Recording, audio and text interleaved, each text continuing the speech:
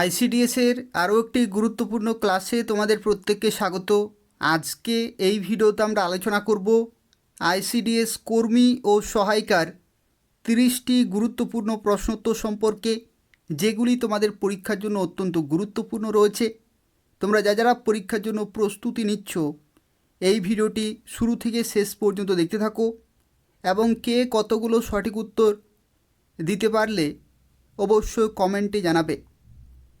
তো দেখো, তোমাদের প্রত্যেককে রিকোয়েস্ট করব, যারা ভিডিও দেখছো প্রত্যেকে লাইক করে দেবে। যদি কোনো প্রশ্ন থাকে তাহলে কমেন্ট করে জানাবে। ভিডিওটি পারলে শেয়ার করে দেবে তোমাদের বন্ধুদের কাছে, যাতে যারা পরীক্ষার জন্য প্রস্তুতি নিচ্ছে তারা নিয়মিত ক্লাসগুলি পেতে পারে। এবং চ্যানেলটি অবশ্যই সাবস্ক্রাইব করে রাখো নিয়মিত আইসিডিএসের ক্লাসগুলি পাওয়ার জন্য। তো দেখো, প্রথম প্রশ্নে বলা হচ্ছে, ভারতে ভোটার হতে হলে ন্যূনতম কত বছর বয়স হওয়া প্রয়োজন? তো দেখো, এই প্রশ্নের সঠিক উত্তর হয়ে যাবে 18 বছর। অত্যন্ত গুরুত্বপূর্ণ প্রশ্ন রয়েছে। ভারতে ভোটার হতে হলে ন্যূনতম 18 বছর বয়স হওয়া প্রয়োজন। দেখো, দ্বিতীয় প্রশ্নে বলা হচ্ছে, ভারতের দ্বিতীয় সর্বোচ্চ শৃঙ্গের নাম কি? তো ভারতের দ্বিতীয় সর্বোচ্চ শৃঙ্গ হচ্ছে নন্দা দেবী। অপশান ডি হচ্ছে এখানে কারেক্ট আনসার। তো দেখো, পরবর্তী প্রশ্নে বলা হচ্ছে, নন্দা দেবী জাতীয় উদ্যান কোন রাজ্যে অবস্থিত? তো এই প্রশ্নের সঠিক উত্তর হয়ে যাবে উত্তরাখণ্ড। অত্যন্ত গুরুত্বপূর্ণ প্রশ্ন রয়েছে। অপশান বি হচ্ছে এখানে কারেক্ট আনসার। পরবর্তী প্রশ্ন, হাওড়া ব্রিজের অপর নাম কি? তো দেখো, এই প্রশ্নের সঠিক উত্তর হয়ে যাবে রবীন্দ্র সেতু। হাওড়া ব্রিজের অপর নাম হচ্ছে রবীন্দ্র সেতু। পরবর্তী প্রশ্ন, এলপিজি এর প্রধান উপাদান কোনটি? তো দেখো, এলপিজির ফুল ফর্ম হচ্ছে লিকুইফাইড পেট্রোলিয়াম গ্যাস। তো এর প্রধান উপাদান হচ্ছে বিউটেন। অপশান ডি হচ্ছে এখানে কারেক্ট আনসার। পরবর্তী প্রশ্ন, কে বুলন্দ দরওয়াজা নির্মাণ করেন?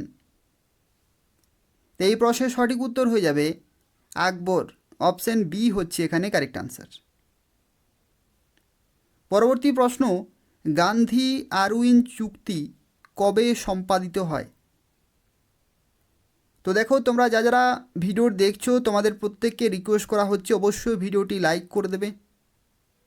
তার পাশাপাশি তোমাদের বন্ধুদের শেয়ার করে দেবে, যাতে যারা পরীক্ষার জন্য প্রস্তুতি নিচ্ছে তারা নিয়মিত ক্লাসগুলি পেতে পারে। তো দেখো, এই প্রশ্নের সঠিক উত্তর হয়ে যাবে 1931। অপশান বি, গান্ধী আরউইন চুক্তি সম্পাদিত হয়েছিল 1931 সালে। পরবর্তী প্রশ্ন, সরিস্কা জাতীয় উদ্যান কোথায় অবস্থিত? তো সরিস্কা জাতীয় উদ্যান হচ্ছে রাজস্থানে। অপশান ডি হচ্ছে এখানে কারেক্ট আনসার। পরবর্তী প্রশ্ন, মানুষের চোখের কোন অংশটির প্রতিসরাঙ্ক সবচেয়ে বেশি? মানুষের চোখের কোন অংশটির প্রতিসরাঙ্ক সবচেয়ে বেশি? এটির সঠিক উত্তর হয়ে যাবে কর্নিয়া। অপশান বি হচ্ছে এখানে কারেক্ট আনসার। পরবর্তী প্রশ্ন, রেফ্রিজারেটর কোন নীতিতে কাজ করে? রেফ্রিজারেটর কোন নীতিতে কাজ করে? তো এই প্রশ্নের সঠিক উত্তর হয়ে যাবে বাষ্পীভবন। অপশান ডি হচ্ছে এখানে কারেক্ট আনসার। দেখো, পরবর্তী প্রশ্নে বলা হচ্ছে, ব্রোঞ্জ কিসের মিশ্র ধাতু? এই প্রশ্নের সঠিক উত্তর কী হবে? তো ব্রোঞ্জ তৈরি হয় তামা ও টিন মিশিয়ে। তো সেক্ষেত্রে অপশান সি হচ্ছে এখানে কারেক্ট আনসার।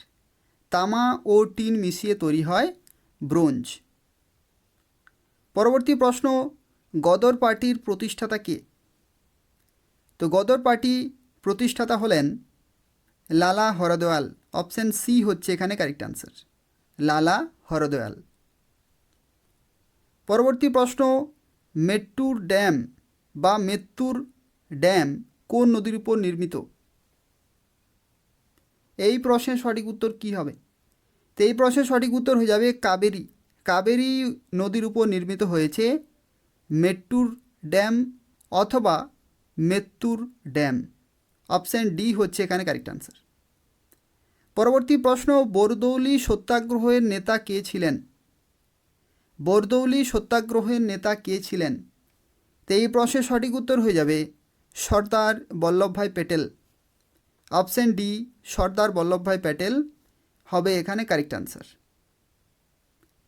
পরবর্তী প্রশ্ন, কোন দেশ 2028 গ্রীষ্মকালীন অলিম্পিক গেমস আয়োজন করবে?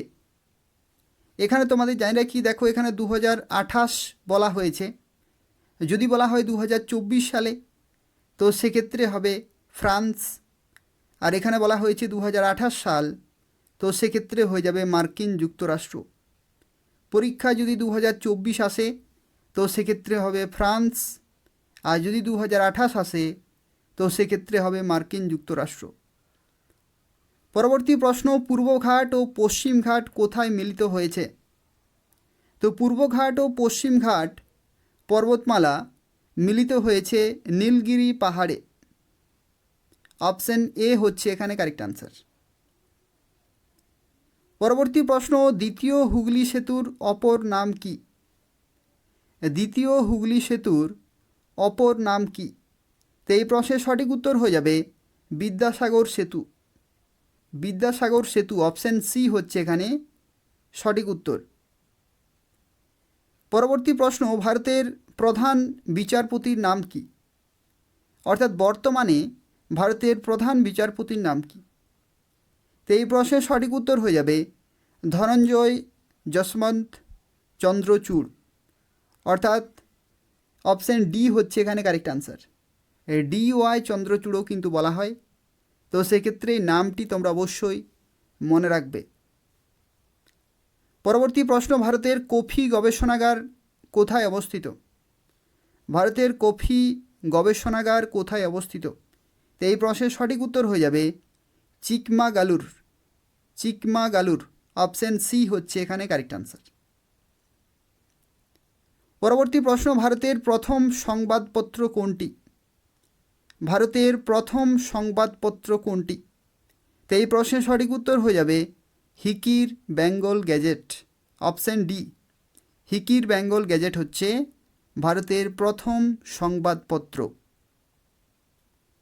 পরবর্তী প্রশ্ন, কোথায় ভারতের প্রথম সুতোকল স্থাপিত হয়? কোথায় ভারতের প্রথম সুতোকল স্থাপিত হয়? তো এই প্রশ্নের কারেক্ট আনসার হয়ে যাবে ঘুষুড়ি। ঘুষুড়ি, অপশান বি হচ্ছে এখানে কারেক্ট আনসার। পরবর্তী প্রশ্নে দেখো বলা হচ্ছে বিশ্ব শিক্ষক দিবস কবে পালিত হয়? অত্যন্ত গুরুত্বপূর্ণ প্রশ্ন রয়েছে, বিশ্ব শিক্ষক দিবস কবে পালিত হয়? তো দেখো এই প্রশ্নের সঠিক উত্তর হয়ে যাবে 5ই অক্টোবর। 5ই অক্টোবর হবে এখানে কারেক্ট আনসার। অবশ্যই তোমরা মনে রাখবে 5ই অক্টোবর। এখানে তোমরা দুটি জিনিস মনে রাখবে, দেখো এখানে বলা হয়েছে বিশ্ব শিক্ষক দিবস, সেই জন্য হবে 5ই অক্টোবর। কিন্তু যদি বলা হয় ভারতে শিক্ষক দিবস কবে পালিত হয় তো সেক্ষেত্রে তখন হয়ে যাবে 5ই সেপ্টেম্বর। ঠিক আছে, যদি ভারতে বলা হয় তো সেক্ষেত্রে হবে 5ই সেপ্টেম্বর, আর যদি বলা হয় বিশ্ব শিক্ষক দিবস তো সেক্ষেত্রে হয়ে যাবে 5ই অক্টোবর।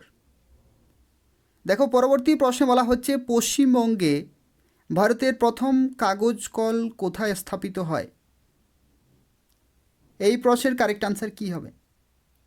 তো দেখো এই প্রশ্নের সঠিক উত্তর হয়ে যাবে শ্রীরামপুর। অপশান এ হচ্ছে এখানে কারেক্ট আনসার। পরবর্তী প্রশ্ন, চারমিনার স্মৃতিস্তম্ভটি কোথায় অবস্থিত? তো দেখো এই প্রশ্নের সঠিক উত্তর হয়ে যাবে হায়দ্রাবাদ, এবং যদি বলা হয় কোন রাজ্যে অবস্থিত তো সেক্ষেত্রে তখন হয়ে যাবে তেলেঙ্গানা। চারমিনার স্মৃতিস্তম্ভটি কোথায় অবস্থিত? হায়দ্রাবাদে। যদি বলা হয় কোন রাজ্যে তো হবে তেলেঙ্গানা। পরবর্তী প্রশ্ন, ভারতে প্রথম কবে সুতোকল স্থাপিত হয়?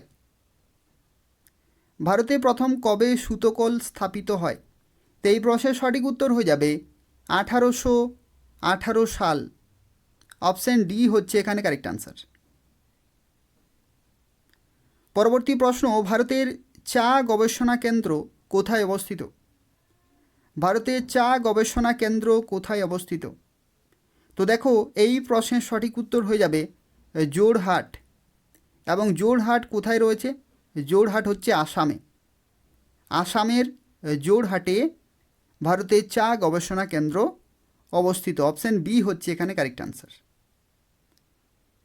পরবর্তী প্রশ্ন, সিয়াচেন হিমবাহ কোন পর্বত শ্রেণীতে অবস্থিত? সিয়াচেন হিমবাহ কোন পর্বত শ্রেণীতে অবস্থিত? তো এই প্রশ্নের সঠিক উত্তর হয়ে যাবে কারাকোরাম। অপশন এ হচ্ছে এখানে কারেক্ট আনসার।